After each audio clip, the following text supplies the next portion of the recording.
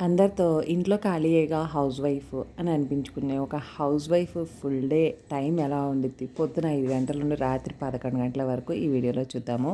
ముందుగా ఛానల్ని సబ్స్క్రైబ్ చేసి పక్కనే ఉన్న బెల్ ఐకాన్ క్లిక్ చేయండి.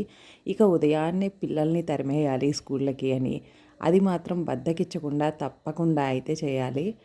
ఎంత చల్లగా ఉన్నా, ఎంత ఆరోగ్యం బాగలేకపోయినా ఈ పని మాత్రం తప్పదు.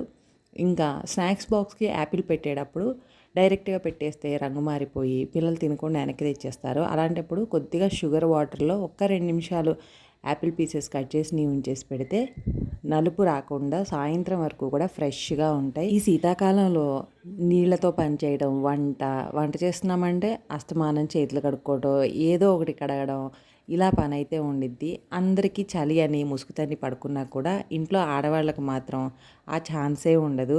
గిన్నెలు, వంట, ఇల్లు క్లీన్ చేయడం అని ఇలా ఏదో ఒకటి పని ఉంటూనే ఉండిద్ది. కాకపోతే చెప్పాను కదా, ఉదయాన్నే తరమడానికి మాత్రం మనకి ఎక్కడలేని ఓపిక తెచ్చుకోవాలి. స్కూళ్ళకి, ఆఫీసులకి తప్పదు, పంపించాలి కాబట్టి. ఇక ఉదయాన్నే బ్రేక్‌ఫాస్టు, వంట, ఇల్లు క్లీనింగు అన్నీ అయిపోతాయి కదా! తర్వాత కాస్త కూర్చుంటే బద్ధకిస్తాము. అండ్ ఈవినింగ్ పని చేయాలంటే అస్సలవ్వదు. అందుకని నేనైతే ఆఫ్టర్‌నూనే స్టార్ట్ చేసేస్తాను.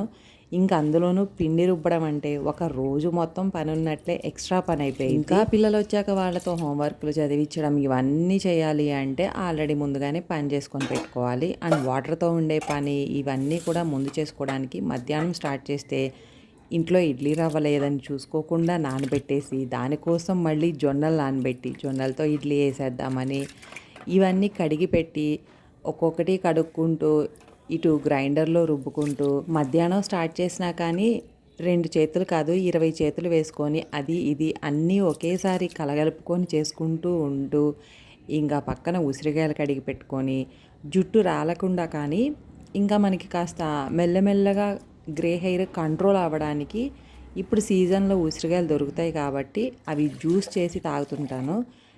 పిల్లలకు కూడా ఇస్తాను. ఫాలింగ్ బాగుంటుంది, హెయిర్ ఫాలు. ఇక పాత్రలు కడగడం అంటే అదో పెద్ద పని. డిష్ వాషర్ ఎయ్యాలి అన్నా కూడా మన చేతులు తడపకుండా అయితే అవ్వదు. ఆల్రెడీ సగం సగం క్లీన్ చేసి పెట్టి నీట్‌గా క్లీన్ చేసినయే అన్నట్టే క్లీన్ చేసి పెట్టి వేస్ట్ మొత్తం తీసేసి ఇంకా డిష్ వాషర్‌లో సర్ది చేతులతో కడగాల్సినవి చేతులతో కడిగేసి షింక్ కూడా క్లీన్ చేసేసుకొని, ఇది రాత్రి పొద్దున కాకుండా మ్యాక్సిమం రోజు మధ్యాహ్నం లోడ్ చేసుకునేటట్టు సెట్ చేసుకుంటే ఒక 2 డేస్‌కి అలా సెట్ అయిపోయిద్ది. సో మ్యాక్సిమం రోజు మధ్యాహ్నం వేయడం, ఒకవేళ ఫుల్ అవ్వకపోయినా కూడా లోడ్ చేసి పెట్టేయడం.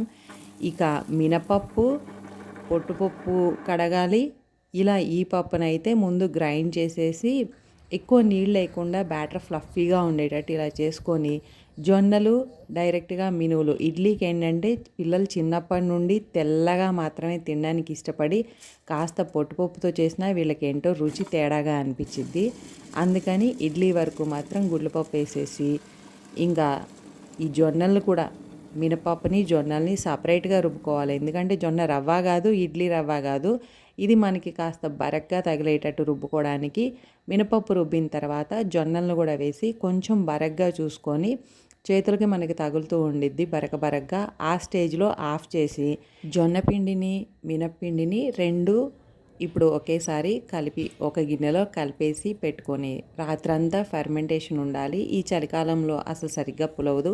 మనం సాయంత్రం వేసి ఓన్లీ ఆ రోజు రాత్రికి పులవనిచ్చేస్తే మాత్రం ఇడ్లీ కాస్త గట్టిగానే వస్తాయి. కొద్దిగా పొద్దున్నుండి రాత్రి దాకా పులిస్తే మాత్రం ఇంక మళ్ళీ సరిపోయిద్ది. రాత్రి మళ్ళీ బయటే ఉంచి పులవనీయకుండా ఫ్రిడ్జ్‌లో పెట్టుకోవాలి.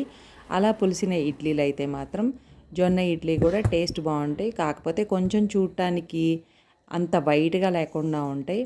ఇక ఇంతకుముందు చూయించాను కదా, డైరెక్ట్‌గా వైట్ దోసలంటే అసలు మా ఇంట్లో ఉండనే ఉండదు. రాగులు, జొన్నలు అన్నీ కలిపిందే దోస.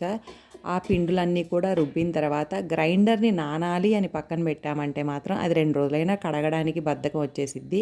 వెంటనే కడిగేస్తే ఈజీగా కూడా క్లీన్ అయిపోయిద్ది. ఇక చల్లగా ఉన్నప్పుడు కాస్త జింజర్‌తో గ్రీన్ టీ పెట్టుకుంటాను. మళ్ళీ రాత్రికి అన్నము, కూర ఇవన్నీ చూసుకుంటూ ఒక్కొక్క పని, ఈ పనులన్నీ కూడా ఒకేసారి అవుతూ ఉంటాయి. అటు ఓ పక్క వంట అవుతుండగా కూరగాయలు కట్ చేసుకోవటం అలా. ఈ చలికి మనుషులే కాదు కూరగాయలు కూడా ఇలా డీలా పడిపోతున్నట్టున్నాయి. ముందు రోజే తెచ్చి క్యారెట్లు హల్వా చేద్దామని ఫ్రిడ్జ్లో పెట్టడం అయితే అలవాట్లేదు. బయట పెట్టేస్తే అవేం అలా వేలాడి పడిపోతున్నాయి. ఇక ఇటు కూర అవుతుండగా క్యారెట్ తురుముదాము అని చూస్తే ఈలోగా పిల్లలు వచ్చేసి వాళ్ళ హడావిడి గోల అంతా అవుతా ఉంది. మధ్యాహ్నం మొదలుపెట్టిన వర్క్. క్యారెట్ మేం తురుముతామని పోటీ పడి మావాడు తీసుకొని నేను పీల్ చేసి పక్కన పెడితే క్యారెట్ మొత్తం తురిమేశాడు. ఇక మామూలుగానే తింటే ఓ పని అయిపోయిద్ది అనేసి డిన్నర్ త్వరగా పెట్టేస్తానంటే ఈ వింటర్లో ఇంకాస్త ముందు పెడతాను. ఎందుకంటే అరుగుదలకు కూడా కాస్త టైం ఉండాలి.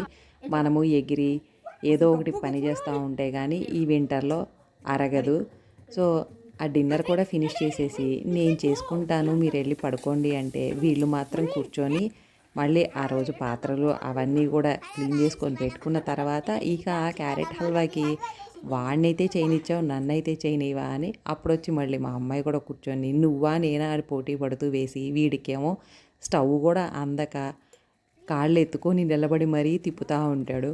ఆ తిప్పుతున్నప్పుడు చేతులు కాలుతాయి అంటే లేదు లేదు నేను జాగ్రత్తగా ఉంటాను అని చెప్పి మరి ఆ క్యారెట్ని ఫ్రై చేసేసి వేరే బౌల్లోకి తీసుకొని దానిలోకి మళ్ళీ కాస్త నెయ్యి వేసి డ్రై ఫ్రూట్స్ అన్నీ వేయించాను. కానీ అందరూ ఏదో నేను పని లేక డ్రై ఫ్రూట్స్ పనిమాల వేయించి వేసుకున్నట్టే అనిపించిద్ది. తినేటప్పుడు మాత్రం డ్రై ఫ్రూట్స్ అన్నీ పక్కన పెట్టేస్తారు. ఆ పక్కన పెట్టినవి మొత్తం నేనే తినాలి.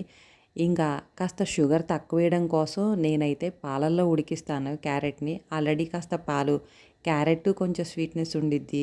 ఇందులో ఉడికించినప్పుడు ఇంకా కాస్త షుగర్ తక్కువ పట్టిద్ది అని 6 లీటర్ పాలు వేసేసి కొద్దిగా ఒక 100 గ్రాముల వరకే షుగర్ వేసి అది కూడా మెల్ట్ అయ్యి మొత్తం పొంగొచ్చిన తర్వాత వేయించుకున్న క్యారెట్ని కూడా అందులో వేసేసాను. ఆల్రెడీ నెయ్యిలో వేయించాం కాబట్టి అదేంటో నూనె తేలినట్టు చక్కగా పైకి తేలి హై ఫ్లేమ్లో పాలు మొత్తం ఎగిరిపోయేంత వరకు ఉడికించుకొని ఇంకా కొంచెం మనకి స్వీట్నెస్ అలా అని తక్కువని మరీ తక్కువ కాకుండా కొంచెం తెలియాలి కాబట్టి థిక్గా దగ్గరికి పడి రుచిగా కూడా ఉండటానికి మిల్క్ మేడ్ వేసాను.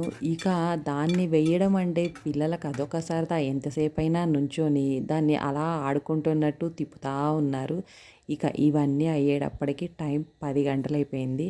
వాళ్ళని పడుకోబెట్టేసి ఇది ఇంకా దగ్గరికి పడాలి అని అది అలా లో ఫ్లేమ్లో పెట్టేసి క్రిస్మస్ సెలబ్రేషన్కి స్కూల్లో మనం ఒక గిఫ్ట్ని ర్యాప్ చేసి పిల్లలతోనే పంపిస్తే సీక్రెట్ శాంటా వచ్చి ఇచ్చారు అని చెప్పి వాళ్ళు ఇస్తారంట.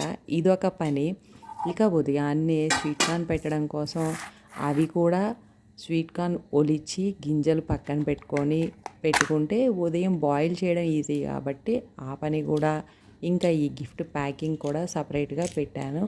ఇది ఒక 1 వీక్ బ్యాకే మొత్తం రింగుల్లాగా బ్రేస్లెట్ కానీ చైన్ కానీ అలా మనకి కొంచెం యాక్టివిటీ లాగా రింగులు తగిలించుకొని ఉండడానికని తెచ్చిపెట్టింది ఉంది. ఇంకో సపరేట్ గిఫ్ట్ అప్పటికప్పుడు వెళ్ళి కొనుక్కురాలేక కొత్తదే ఇంకా సరిగ్గా ఆడను కూడా ఆడలేదు. సో దాన్నే ప్యాక్ చేసేసి పంపించి ఈ స్వీట్ కార్న్ కూడా తీసి అన్నీ అయ్యేటప్పటికి రాత్రి 11 గంటలు అయిపోయింది. చలికాలము చేయలేము నీళ్ళల్లో చేతులు పెట్టే పనులు ఇవన్నీ అని ఎంత మధ్యాహ్నమే మొదలుపెట్టినా కూడా రాత్రికి మాత్రం ఇదే టైం అయిపోయింది. మీకు ఈ వీడియో నచ్చితే తప్పకుండా లైక్ చేయండి. Thanks for watching.